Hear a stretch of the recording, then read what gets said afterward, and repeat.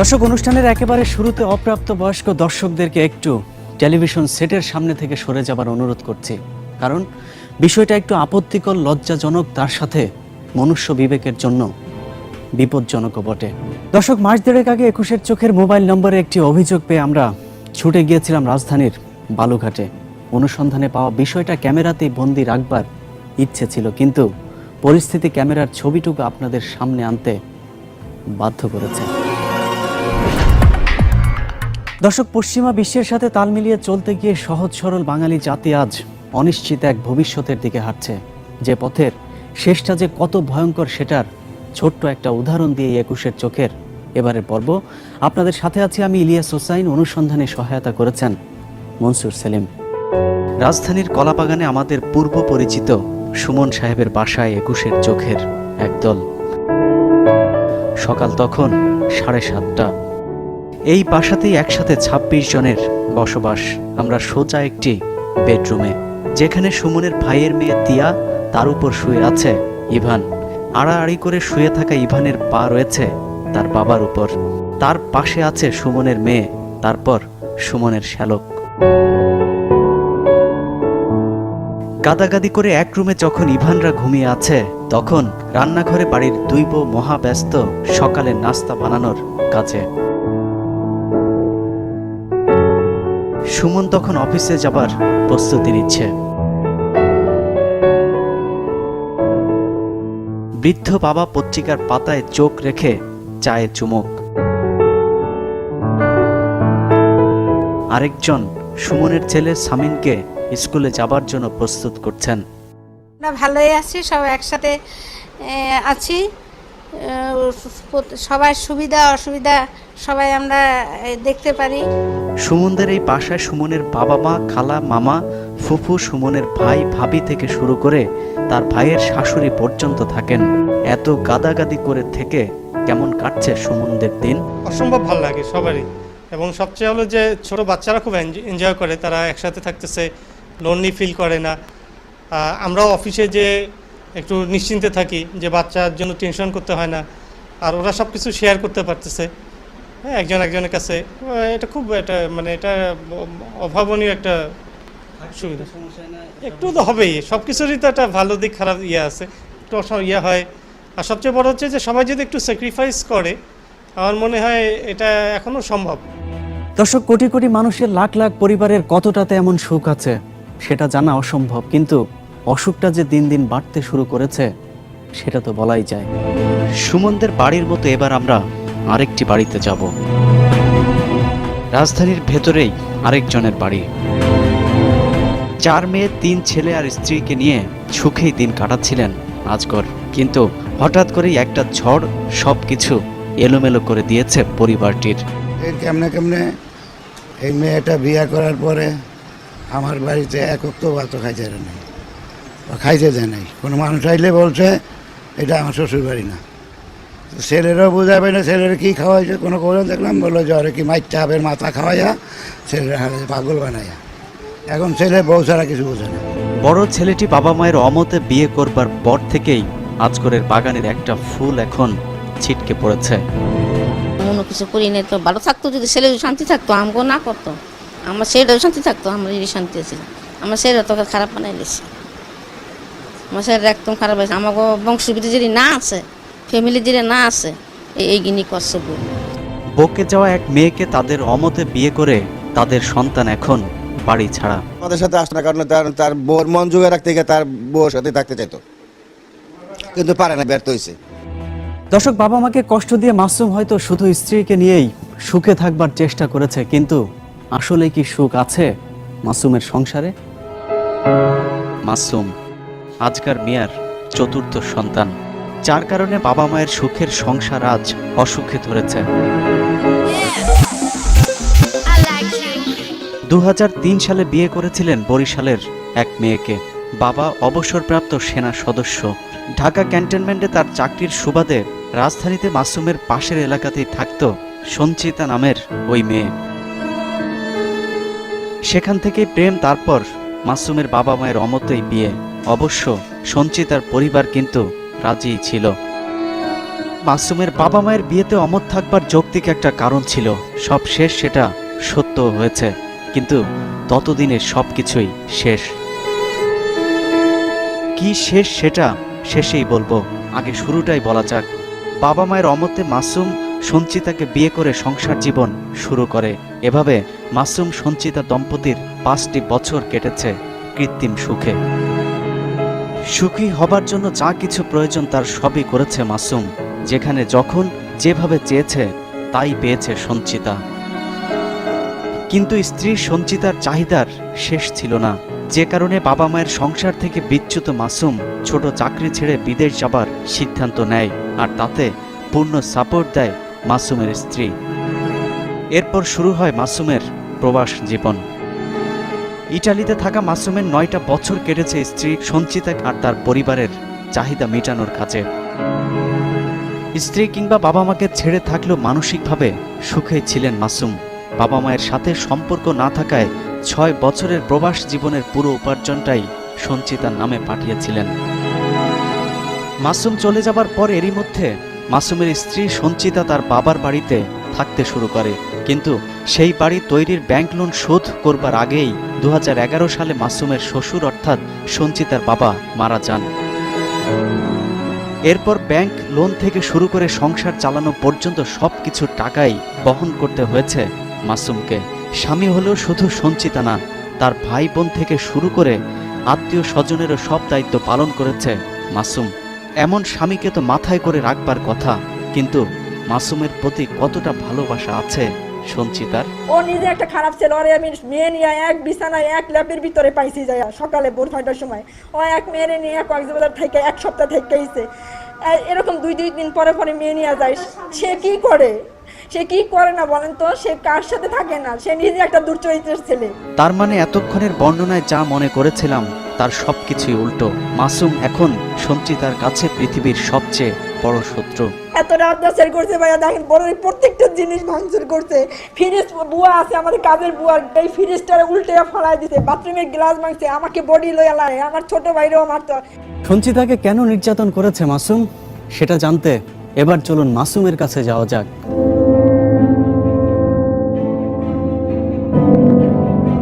ছয় বছর প্রবাস জীবন খেটে চলতি বছরের শুরুতে দেশে এসেছিলেন মাসুম। দীর্ঘদিন দূরে থাকবার পর স্বামী স্ত্রীর মধ্যে স্বাভাবিকভাবেই একটু বাড়তি ভালোবাসা জন্মেছে। তাদের ক্ষেত্র ব্যতিক্রম হয়নি, বিশেষ করে মাসুমের ক্ষেত্রে। বিভিন্ন পার্টি অনুষ্ঠান নিয়ে ব্যস্ত সময় কেটেছে দুজনের, কিন্তু মিথ্যে ভালোবাসার ঘোরে মাসুমের আর খুব বেশি দিন কাটেনি।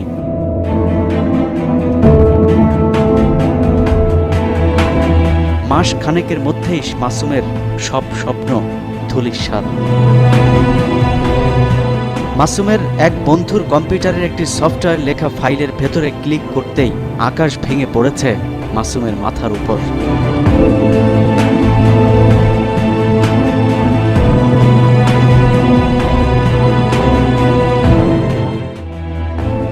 দর্শক, মাসুম তার বন্ধুর কম্পিউটারে কি দেখেছে জানাবো বিরতির পর।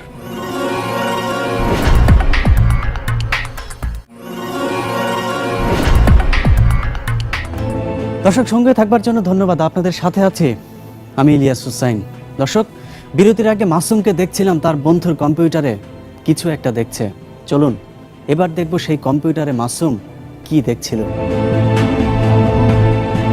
কম্পিউটারে কি দেখেছে সেটার পুরোপুরি অংশ দেখাবার সুযোগ আমাদের নেই, তবে সেই দৃশ্যের একটা চরিত্র যা করেছে তা পশ্চিমা দুনিয়ার নোংরা ভিডিও দেখা দর্শকদেরকেও কিছুক্ষণের জন্য হতবম্ব করে দেবে। আর সেই চরিত্রটি যখন মাসুমের স্ত্রী, সেটা বিশ্বাস করাটাও তার কাছে অবিশ্বাস্য মনে হয়েছে। মাসুমের কাছে দৃশ্যটা নতুন হলেও এলাকার প্রায় সব মানুষই দৃশ্যটা অনেক আগেই দেখেছে, অথবা মাসুমের বউয়ের এমন দৃশ্যের গল্প শুনেছে, কিন্তু তারপরও তাকে কেউ বলেনি লজ্জা অথবা ভয়ে। মাসুম তার স্ত্রীর প্রথম ভিডিওটি দেখবার পরও তার স্ত্রীর সাথে থাকবার চেষ্টা করেছে, কিন্তু সেটাও সম্ভব হয়নি। রাত্রে আমি ওর সাথে কথা বলতেছি, সকালবেলা ভোর 6টার সময় দরজা নক করতেছে। তো করার পরে ও কী করলো, ফ্লোরে শুয়ে গড়াগড়ি করে এরমভাবে কান্নাকাটি করতেছিল যে আমি মানে অবাক হয়ে গেলাম যে হঠাৎ করে কী হলো। তো আমি নিজেই দরজাটা খুলে দিলাম। খুলে দেওয়ার পরে দেখলাম যে ক্যান্টনমেন্ট থানার সাব ইন্সপেক্টর শরীফ। তো উনি বলতেছে, ভাই কী হয়েছে এখানে? আমি বললাম তো কিছুই না, আমাদের ফ্যামিলির সমস্যা। উনি এসে বললো চলেন থানা যেতে হবে আপনাকে। আমি বললাম কেন থানায় যেতে হবে, এটা আমাদের ফ্যামিলি সমস্যা। বলে ওসি সাহেব আপনাদেরকে ডেকেছেন, আপনার সাথে কথা বলবে। তো আমি ঠিক আছে ওসি সাহেব যদি ডাকে চলেন যাই। তো উনি কী করলো, গাড়িতে উঠে আমার মোবাইল দুটো নিয়ে গেলো। মোবাইল দুটো নিয়ে থানায় নিয়ে আমাকে ডিউটি অফিসারের রুমে দাঁড় করে আমার নামটাম লিখে ডাইরেক্ট সেন্টিকে দিয়ে আমাকে লকআপে ঢুকে ফেললো। আর ওকে নিয়ে বসায় মানে নারী নির্যাতন মামলা লিখতেছিল আমার বাবার নামে, মার নামে, অথচ ও 15 বছরে আমার বাবা মার সাথে একদিনের জন্য ছিল না। পরে মামলা লিখতেছিল। পরে আমি ওর পা ধরে শরীফের সামনে মাপ চেলাম যে দেখো আমি তোমাকে তো ছাড়তে চাচ্ছি না। ও ওখানে লাউডলি চিল্লা বলতেছিল না আমাকে, আমি ছেড়ে দেবো। তো শরীফ এসে আমাকে বলতেছে কিরে মাদার চোদ, কী করবি তুই? তো আমি বললাম যে দেখেন আমার তো সমস্ত কিছু 15 বছরের ইনকাম থেকে শুরু করে সংসারটাই ওদেরকে নিয়ে তৈরি করছি। আমি এখন তো বাবা মার কাছেও যাওয়া সম্ভব না, তারাও আমাকে অ্যাকসেপ্ট করে না। তা আমি এখন কি করব? আমি ওকে ডাকলাম, কয়েকবার ডাকার পরে পাউডার ধরে মাপটা চেয়ে বললাম কী ব্যাপার, আমাকে কি তুমি জেলখানায় দিয়ে দিবে না কিছু করবে? বলে যে টাকা লাগবে, তো এখন টাকা ছাড়া তো পুলিশ কথা বলে না। তাই আমি বলি কত টাকা লাগবে? বলে যে 2 লাখ টাকা চেয়েছিল, এখন 50,000 টাকা লাগবে। তাই বললাম তুমি তো জানো যে আমার বাবা মা আসবে না এখানে, তাহলে কে আমার টাকাটা দিবে এখন? তো বলতেছে আমি কি করব এখন, তুমি ব্যবস্থা করো। তো আমার ভাগ্নে ছিল একটা, ও কোনোভাবে তখন 50 থেকে 30-এ রাজি করে পরে সেকেন্ড অফিসার কামরুলের কাছে 30,000 টাকা দিয়ে তারপরে আমি ছুটে আসি সেখান থেকে। থানা থেকে বের হয়ে এসে মাসুম সেদিন থেকেই তার জীবনে সঞ্চিতার চ্যাপ্টারটা শেষ করতে চেয়েছিল, কিন্তু মানসিকভাবে বিধ্বস্ত মাসুমকে আরও মানসিক অশান্তির মধ্যে রেখেছে ক্যান্টনমেন্ট থানার এক সাব ইন্সপেক্টর।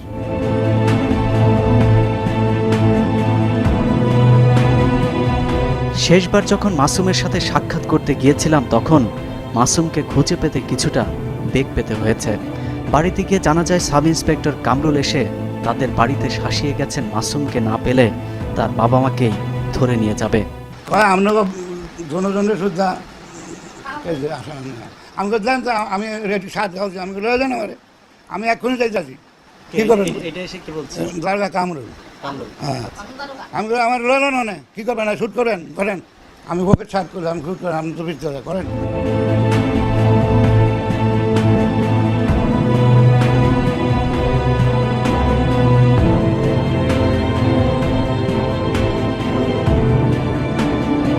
তাদের দেয়া ঠিকানায় গিয়ে কথা হয় মাসুমের সঙ্গে। এক ঝামেলা থেকে বের না হতেই মাসুম এখন আরেক ঝামেলায় পড়েছে। সব মিলিয়ে পুরো পৃথিবীটাই তার কাছে এখন নরক। সেকেন্ড অফিসার কামরুল তার ফ্রেন্ড, এভাবে সে পরিচয় দিয়ে বেড়াচ্ছে। তো বিভিন্নভাবে সে নিজে আমাকে ফোন দিয়ে ডিস্টার্ব করতেছে, আমাকে এটা করবে সেটা করবে।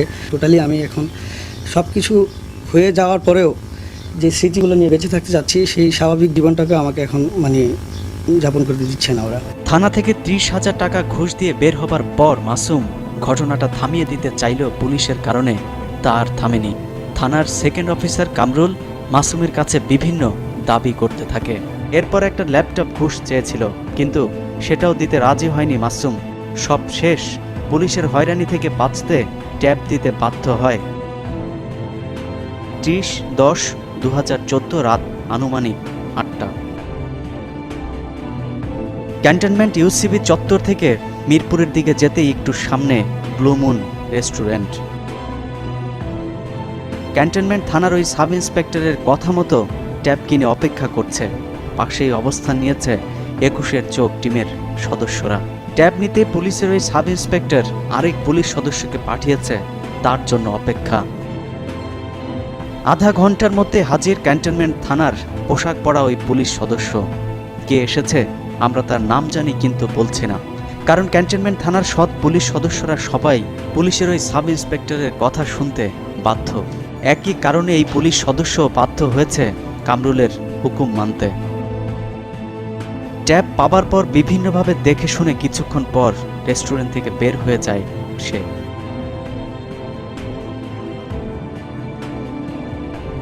অনুসন্ধানের স্বার্থে আমরা তাকে ওই দিন আটকাইনি, কিন্তু পরদিন তাকে বিষয়টি টেলিফোনে জিজ্ঞেস করলে বেমালুম অস্বীকার করে ওই পুলিশ সদস্য। আপনি আমাকে ডাকলেন, বলে আপনাকে ফোন করতে, আমি আপনার জন্য ট্যাব কিনছি, না ভাই, এর আগে যে কটা কল করেছেন ইলিয়াস ভাই আমার সাথেই ছিল, বুঝছেন। কে মানে আপনি ট্যাবটা কি আপনার নিজের ইচ্ছা দিয়েছেন নাকি ওনার পিড়াপিড়িতে তারপর আপনি দিতে বাধ্য উনি হয়েছেন? আমার কাছে ল্যাপটপ চেয়েছিল, পরে আমি তো ল্যাপটপ তো অনেক টাকা, আমার কাছে টাকা পয়সা নেই, তো আমি বলছি ভাই একটা ট্যাব দিব না আপনাকে। অবশ্য আসার কথা হলো পুলিশের এমন চাঁদাবাজির বিষয়টি তদন্ত করে বিচারের আশ্বাস দিয়েছেন মহানগর পুলিশের মুখপাত্র। আমাদের কোনো সদস্য যদি কোনো ধরনের অপরাধমূলক কর্মকাণ্ডে, অপেশাদারমূলক কর্মকাণ্ডে জড়িত থাকে, আমরা মূলত একটা তদন্ত করি। প্রাথমিকভাবে তদন্ত করার পরে যদি দেখি যে না সে সত্যি সত্যি জড়িত, খুবই পেশাদারিত্বের সাথে এই বিষয়টিকে আমরা ইনশিওর করে থাকি। দর্শক, ক্যান্টনমেন্ট থানার সাব ইন্সপেক্টর কামরুলকে নগদ 30,000 টাকা, তার সাথে দামি ট্যাব দিয়েও শান্ত রাখা যায়নি।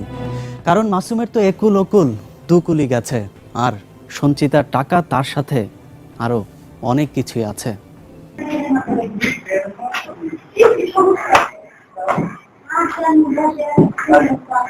পুলিশ সঞ্চিতাকে এতটাই সাপোর্ট দিচ্ছে, আমরা সঞ্চিতাদের বাসায় যাবার পর সঞ্চিতা আমাদেরকে ভুয়া সাংবাদিক বলে পুলিশকে ফোন করে। তার 10 মিনিটের মাথায় পুলিশ হাজির। পুলিশের এমন তৎপরতা দেখে আমাদের ভালোই লেগেছে, কিন্তু এমন তৎপরতা কি শুধু সঞ্চিতার সাথে বিশেষ কোনো সম্পর্কের কারণে?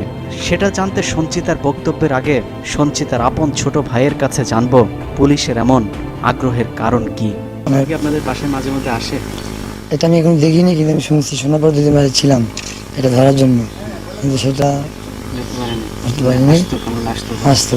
শুধু সেকেন্ড অফিসার কামরুলি না, আরো অনেকেই সঞ্চিতার কাছে আসেন, যে কারণে বোনের কার্যকলাপে ভাইটিও এখন নেশায় আসক্ত। ভাই হিসেবে আমার মনে কিন্তু কি লাগছে, আমি যদি ভেজা করতাম আমি দেখা যাচ্ছে যে মায়ের ফেলতাম এরকম, কিন্তু আমার ভাই 9টা মাস তার সাথে ছিল, তাকে বোঝানোর জন্য যে তারপরেও সে বুঝে না। এবার আমরা সঞ্চিতার বক্তব্য জানবো, তিনি কি নিজেকে অপরাধী মনে করেন? কে ভালো আছে দুনিয়াতে, যারা ভালো আছে আল্লাহ দেখে, যারা খারাপ তাদেরকে অনলাইন দেখে। আমার দ্বারা একটা ভুল হয়েছে।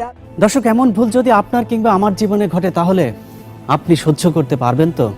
দর্শক, সহ্য করা না করার কথা ভাববার আগে জানা দরকার এখন আমাদের কি করা উচিত।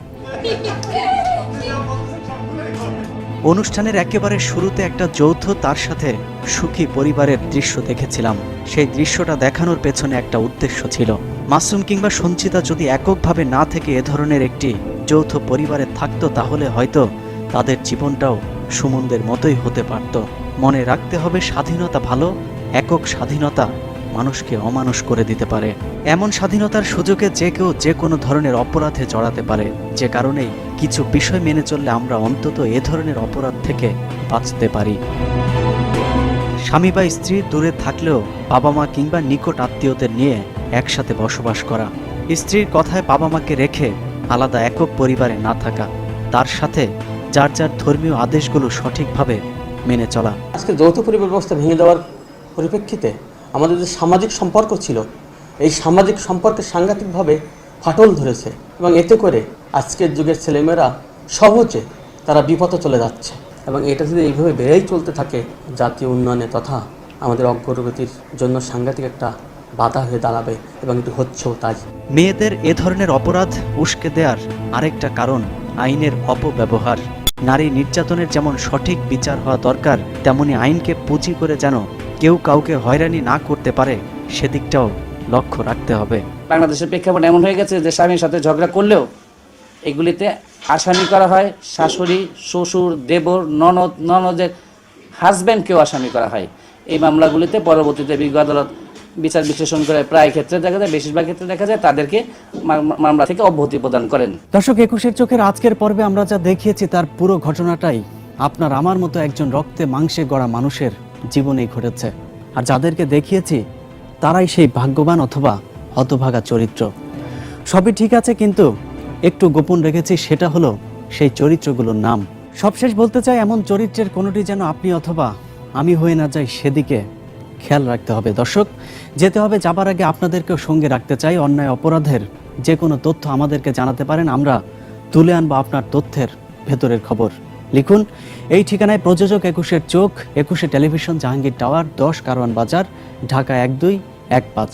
ইমেল করতে পারেন 21-tv.com, এই ঠিকানায় কথা বলতে পারেন 01972 121236 এই নম্বরে। দর্শক, অপরাধ জগতের নতুন কোনো অন্ধকার গলির খবর নিয়ে আবারও ফিরে আসবো। ততক্ষণ ভালো থাকুন, সুস্থ থাকুন, অন্যায়ের প্রতিবাদ করুন অথবা তথ্য দিয়ে সহায়তা করুন। বিদায়।